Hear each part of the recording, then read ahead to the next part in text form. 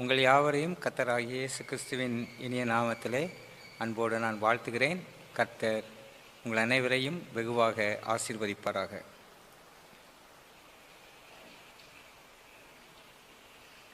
யோவான் 14ஆம் அதிகாரம் 3ஆம் வசனத்தின் கடைசி பகுதியை நான் வாசிக்கிறேன். யோவான் 14ஆம் அதிகாரம் 3ஆம் வசனத்தின் பிற்பகுதி. நான் இருக்கிற இடத்திலே நீங்களும் இருக்கும்படி நான் மறுபடியும் வந்து உங்களை என்னிடத்தில் சேர்த்து கொள்வேன்.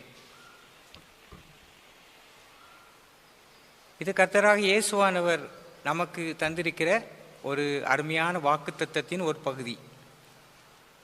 நான் இருக்கிற இடத்திலே நீங்களும் இருக்கும்படி நான் மறுபடியும் வந்து உங்களை என்னிடத்தில் சேர்த்து கொள்வேன்.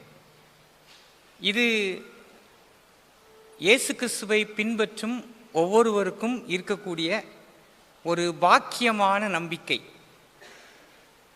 என்று வேத புத்தகம் சொல்கிறது. இயேசு கிறிஸ்துவின் 2வது வருகை அது ஒரு பாக்கியமான நம்பிக்கை.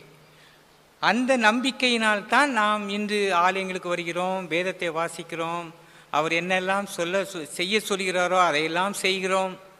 இப்படி நாம் இந்த உலகத்திலே எதிர்நோக்கி காத்திருந்து ஆவலோடு ஆசையோடு அந்த வருகை எப்பொழுது வரும் என்று நாம் காத்து கொண்டிருக்கிறோம். இந்த வருகைக்கு நாம் எப்படி காத்திருக்க வேண்டும் என்பதை குறித்து இந்த நாளிலே உங்களோடு சிறிது நேரம் நான் பேச வருகிறேன். எப்படி காத்திருக்க வேண்டும்? முதலாவது, யோபுவின் புத்தகம் 19வது அதிகாரம் 25 முதல் 27 வசனங்களை நான் வாசிக்கிறேன். யோபு 19வது அதிகாரம் 25 முதல் 27 வசனங்கள் வரை. என் மீட்பர் உயிரோடு இருக்கிறார் என்றும் அவர் கடைசி நாளில் பூமியின் மேல் நிற்பார் என்றும் நான் அறிந்திருக்கிறேன். இந்த என் தோல் முதலானவைகள் அழுகி போன பின்பும் நான் என் மாம்சத்திலே இருந்து தேவனை பார்ப்பேன், அவரை நானே பார்ப்பேன். அந்நிய கண்கள் அல்ல, என் கண்களே அவரை காணும். இந்த வாஞ்சையால் என் உள்ளின் திரியங்கள் எனக்குள் சோர்ந்து போகிறது. இதைத்தான் நான் உங்களிடத்தில் நான் சொல்ல விரும்புகிறேன். இந்த கடைசி பகுதி கிறிஸ்துவின் வருகைக்கென்று எப்படி ஆயத்தமாக இருக்க வேண்டும் என்பதை இந்த கடைசி பகுதி சொல்கிறது. இந்த வாஞ்சையால் என் உள்ளின் திரியங்கள் எனக்குள் சோர்ந்து போகிறது. அது என்ன? ரொம்ப அதிகமான வாஞ்சையினால உள்ளம் சோர்ந்து போயிட்டான். அது என்னது? அதுக்கு ஒரு நல்ல உதாரணம் உங்களுக்கு நான் சொல்ல விரும்புகிறேன். எனக்கு ரொம்ப பிரியமான ஒன்று, நான் ரொம்ப வாஞ்சை ஆவலாக இருக்கேன் அப்படின்னா அது கிடைக்கும் வரைக்கும் ஒரு உள்ளுக்குள்ளே வந்து ஒரு என்னது ஒரு வகையான ஒரு ஃபீல். இவன் இந்த காலத்தில் பிள்ளைகிட்ட கேட்டால் ஒரு ஃபீல் அப்படின்ட்டுருவாங்க உடனே. அதை 1995ஆம் வருடம் என்று நான் நினைக்கிறேன். அப்பொழுது நான் கான்ஃபரன்ஸ் அலுவலகத்தில் நான் வேலை பார்த்து கொண்டிருந்தேன். அந்த 95ஆம் வருடத்தில் ஜெனரல் கான்ஃபரன்ஸ் மீட்டிங் ஒன்று நடைபெற்றது அமெரிக்க தேசத்திலே. அதற்கு நம்முடைய தலைவர்கள் அநேகர் போயிருந்தார்கள் அமெரிக்க தேசத்திற்கு.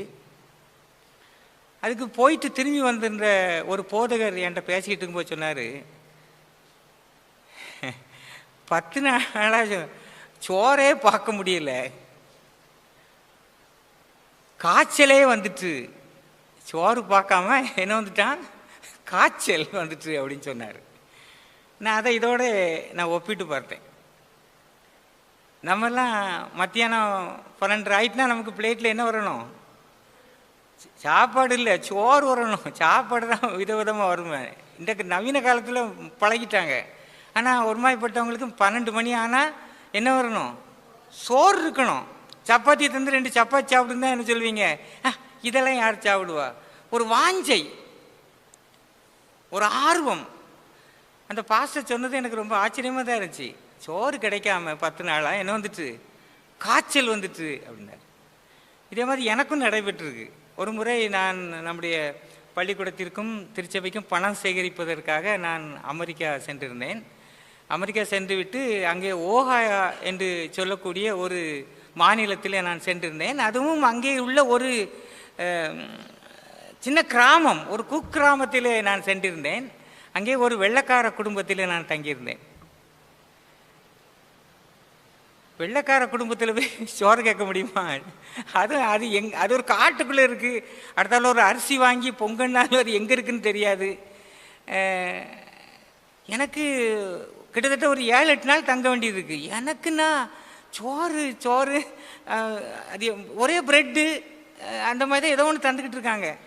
சொல்லிட்டாங்க, ஃப்ரிட்ஜ் இங்கே இருக்குது, உங்களுக்கு என்ன வேணுமோ எடுத்து சாப்பிட்டுடுங்கன்னு சொல்லிட்டு அவங்க பாட்டுக்கு வேலைக்கு போயிடுவாங்க. அது நாள் நெருங்கிட்டே இருந்துச்சு. நான் உடனே நம்ம பதிவுன்ராஜ் அண்ணன் இருக்காங்களே, அவங்க தங்கச்சி ஒருத்தவங்க அமெரிக்காவில் இருக்காங்க, அவங்ககிட்ட நான் பேசினேன். பேசிட்டு நான் சொன்னேன், இன்றைக்கி நான் பிளெயினில் வாரேன், என்னைய பிக்கப் பண்ணி நேராக உங்கள் வீட்டுக்கு தான் கூட்டிகிட்டு போகணும். கூட்டிகிட்டு போய் எனக்கு சோறும் ரசமும் வச்சு ரெடியாக வச்சுருங்க. அவங்க அதே மாதிரி எனக்கு சோறு ரசமும் வச்சு கொடுத்தாங்க. அப்போ தான் உயிர் வந்த மாதிரி ஆயிடுச்சு. வாஞ்சை ஒன்று. இதே மாதிரி பல உதாரணங்களை சொல்லிக்கிட்டே போல. நான் உதாரணங்களை சொல்லி நேரத்தை கடத்த விரும்பவில்லை. இப்போ ஏசு கிறிஸ்துவின் வரைக்கும் வந்துடும். சோறே நினச்சிக்கிட்டு இருந்துடாதங்கண்ணே, அதை மறந்துடுவோம். வாஞ்சை, இந்த வாஞ்சையால் என் உள்ளின் திரியங்கள் சோர்ந்து போகிறது. இப்போ என் கேள்வி என்னன்னா, ஏசு கிறிஸ்துவின் வருகை மேலே நமக்கு அப்படி ஒரு அளவு கடந்த ஒரு வாஞ்சை இருக்கிறதா? என் உள்ள சோர்ந்து போதா? ஆண்டவரே, நீங்க எப்போ வருவீர் ஆண்டவரே? இப்போ உலகத்தில் நடக்கிறதெல்லாம் பார்த்தா என்னால் தாங்க முடியலை. இந்த உலகத்தை விட்டு எப்போ போவோன்னு இருக்குது. அதனால் சீக்கிரம் வாரும் ஆண்டவரே அப்படிங்கிற ஒரு மாபெரும் வாஞ்சை நமக்கு இருக்கிறதா? இதை தான் பேதுரு தன்னுடைய நிருபத்தில் எழுதுகிறார். 2 பேதுரு 3ஆம் அதிகாரம் என்ன சொல்லுது? 3ஆம் அதிகாரம் 12ஆம் வசனம் என்ன சொல்கிறது? தேவனுடைய நாள் சீக்கிரமாய் வரும்படிக்கு மிகுந்த ஆவலோட காத்து கொண்டிருங்கள். அநேக நேரங்களிலே உலக பிரகாரமான அழுத்தங்களும் வேலை பளுவும் தேவைகளும் நம்முடைய மனதை ரொம்ப அழுத்துறனால நமக்கு சில நேரங்களில் இந்த வாஞ்சை கொஞ்சம் கொஞ்சமாக குறைஞ்சி போயிடுது. இயேசு கிறிஸ்து சொல்கிறார், நான் இருக்கிற இடத்திலே நீங்களும் இருக்கும்படி நான் மறுபடியும் வந்து உங்களை என்னிடத்தில் சேர்த்து கொள்வேன். இது முதலாவது. எப்படி காத்திருக்க வேண்டும் என்றால், உள்ளம் சோர்ந்து போகிற அளவுக்கு வாஞ்சையோடு காத்து கொண்டிருக்க வேண்டும். 2வது, 2 தீமோத்தேயு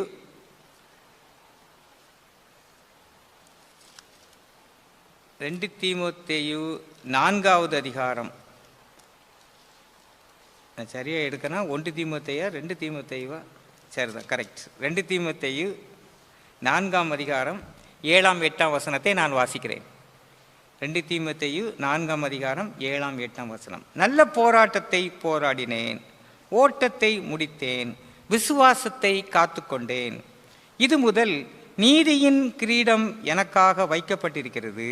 நீதியுள்ள நியாயாதிபதியாகிய கர்த்தர் அந்நாளிலே அதை எனக்கு தந்தருள்வார்.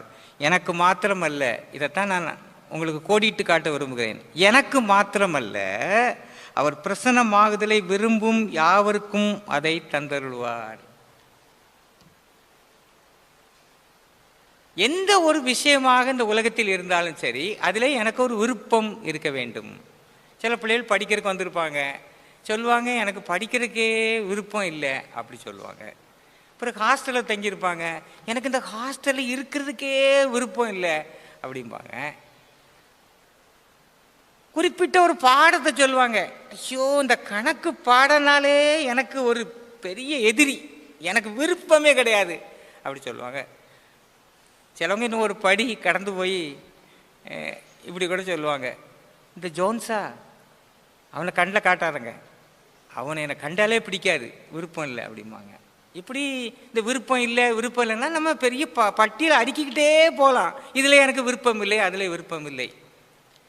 இவர் என்ன சொல்கிறாருங்க, இயேசு கிறிஸ்துவின் வருகையிலே முதலாவது அது வாஞ்சை, என்ன அது வேற. இது அந்த வருகையிலே ஒரு விருப்பம் இருக்கணும் முதல்ல. அது வந்தால் வருது, வரலன்னா போதும், நமக்கு என்ன, எல்லாம் சொல்லிக்கிட்டே இருப்பாங்க அப்படின்னு ஒரு ஏனோ தானா என்று சொல்லக்கூடிய ஒரு மனப்பான்மை இருந்தால் எப்படி நாம் அதற்கென்று ஆயத்தப்படுவோம்? அப்படி என்றால் இந்த வேத புத்தகத்திலே பவுல் சொன்னது போல விருப்பம், அவர் பிரசன்னமாகுதலை விரும்பும். எனக்கு அதில் ஒரு விருப்பம் இருக்கணும். இயேசு கிறிஸ்து வரைக்கும் நான் ஆயத்தப்படணும். ஒருவேளை அது ஏதோ ஒரு காரணத்தினாலே பிந்தி போய் நாம் இந்த உலகத்திலே நாம் ஒருவேளை மரிக்க நேரிட்டாலும் அந்த விருப்பத்தோடு நான் மரிக்க வேண்டும். இயேசு கிறிஸ்துவின் வருகையிலே நான் காணப்படுவேன். தாசர் விண்ணில் கூடி நிற்கும்போது நானும் கூடவே நிற்பேன் அப்படிங்கிற ஒரு திடகாத்திரமான ஒரு நம்பிக்கையோடு நாம் இந்த உலகத்தின் ஓட்டத்தை ஓடி முடிக்கணும். அதான் பவுல் சொல்கிறார், நான் ஓடி முடித்தேன் அப்படின்னு சொல்லி ரொம்ப தைரியமாக அவர் சொல்வதை நான் பார்க்க முடிகிறது. ஆகையினால் முதலாவது இயேசு கிறிஸ்துவின் வருகைக்கான வாஞ்சையினாலே நான் உள்ளம் சோர்ந்து போயிற அளவுக்கு ஒரு பயங்கரமான ஒரு வாஞ்சை எனக்கு இருக்கணும். அடுத்தது அந்த வருகையிலே எனக்கு ஒரு விருப்பம் இருக்கணும். விருப்பம் இல்லாமல் அதற்காக நாம் ஆயத்தப்பட முடியாது, நிச்சயமாக ஆயத்தப்பட முடியாது. மூன்றாவது, மத்தேயு எழுதின சுவிசேஷத்திலே இயேசு தாமே கூறின ஒரு கருத்தை இப்பொழுது நாம் பார்க்க இருக்கிறோம்.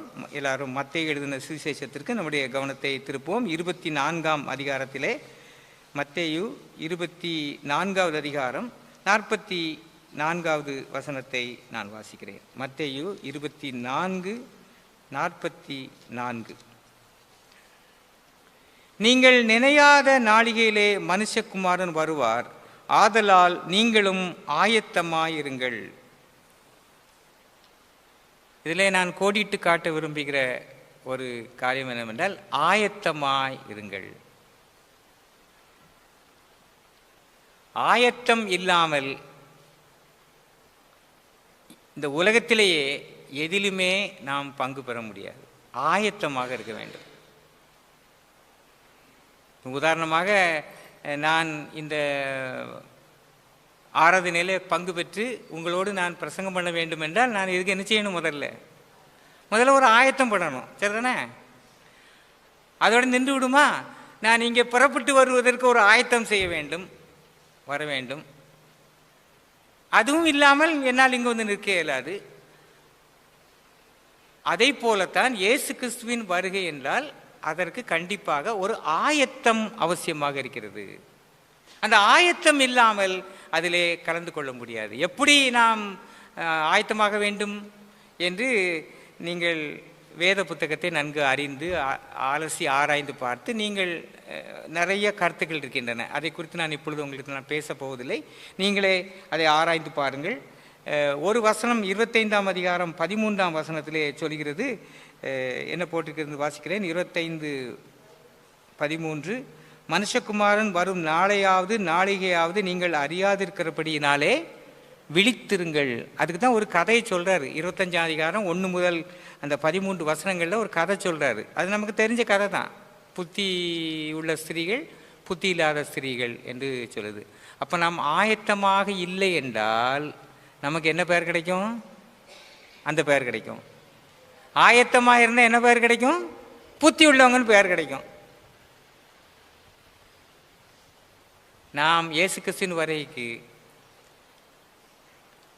புத்தி உள்ளவர்களாக நடந்து கொள்ள வேண்டியது மிக அவசியமாக இருக்கிறது. ஆயத்தம் பண்ணி கொண்டு இருக்கிறீர்களா? நீங்கள் ஆயத்தமாக இருக்கிறீர்களா? ஒரு நல்ல பாட்டு கூட உண்டு, அதை நம்ம இன்னைக்கு க்ளோசிங் சாங்கை படிக்கலை. ஆயத்தமா இதோ ஆயத்தமா, ஒரு அருமையான பாடல் நம்முடைய வேத புத்தகத்தில் இருக்குது. நீங்கள் ஆயத்தமாக இருக்கிறீர்களா? 3 காரியங்களை இந்த நாளிலே சுருக்கமாக நாம் கற்றுக்கொண்டோம். முதல் என்னது? ஒரு வாஞ்சை, உள்ளம் சோர்ந்து போகிற அளவுக்கு இயேசு கிறிஸ்துவின் வருகை குறித்து ஒரு வாஞ்சை நமக்கு உள்ளத்தின் ஆழத்தில் இருக்கணும். 2வது, அந்த வருகை மேலமே நமக்கு என்ன இருக்கணும்? ஒரு விருப்பம், ஒரு ஆவல் ஒன்று இருக்க வேண்டும். 3வது, அதற்கு ஆயத்தமாவதற்கு ஏராளமான காரியங்கள் இந்த வேத புத்தகத்திலே சொல்லப்பட்டிருக்கிறது. இதெல்லாம் ஒன்றொன்றாக வாஸ்து பார்த்து அறிந்து நாம் அதற்காக ஆயத்தப்பட வேண்டும். கர்த்தர் தாமே நாம் எல்லாரும் இயேசு கிறிஸ்துவின் வருகையிலே காணப்படும்படியான பாக்கியத்தையும் கிருபையும் தருவாராக. ஆமேன். ஆண்டவர் உங்களை ஆசீர்வதிப்பார்.